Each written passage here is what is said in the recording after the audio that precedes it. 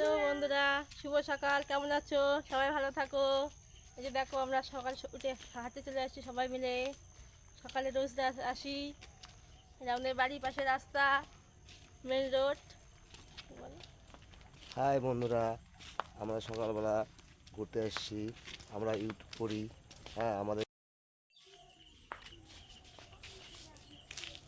High, আমরা হাঁটতে চলে আসি, ঘুরতে আসি বন্ধুরা। আমাদের এখানে কপি আবাদ হবে, কপি আবাদের জন্য জমি রেডি হচ্ছে বন্ধুরা। এই যে দেখো,